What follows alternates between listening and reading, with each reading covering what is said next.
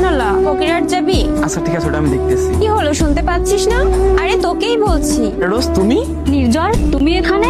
কেমন আছো? আমি তো ঠিক আছি, কিন্তু তোমার অবস্থা দেখে তো ঠিক লাগতেছে না। অবস্থা ঠিক লাগতেছে না মানে? আমি কিছু বুঝলাম না। এক মিনিট রোজ, তুই এই ভ্যানওয়ালাকে চিনিস নাকি? আসলে প্রীতি, ও আমার এক্স, কলেজ লাইফে আমার বয়ফ্রেন্ড ছিল। থ্যাংক গড তুই বলছিস যে ও তোর এক্স। তোর বয়ফ্রেন্ড হতো না, আমি তোর সাথে বন্ধুত্বই নষ্ট করে দিতাম, কেউ চিন্তা করতাম না। আরে না না, এরকম কিছুই না। ওয়েট এক মিনিট, এসব কি বলতেছেন আপনারা আমার সম্পর্কে? তোকে আর কি বলবো, তুই তো ভ্যানওয়ালা। হ্যান্ডসাম বলবো তোকে? আর যদি হ্যান্ডসামও হয়ে থাকিস তাও তো গরিব ভ্যানওয়ালা। আচ্ছা নির্ঝর, এই ভ্যান চালিয়ে তোমার সংসার চলে তো? প্রবলেম হয় না তো? যাই হোক, তোমাকে এটাই ভালোই স্যুট করেছে। রোজ কি বলতেছো তুমি? মনে হয় কোথাও তোমাদের ভুল হচ্ছে। আমাদের আর কি ভুল হবে?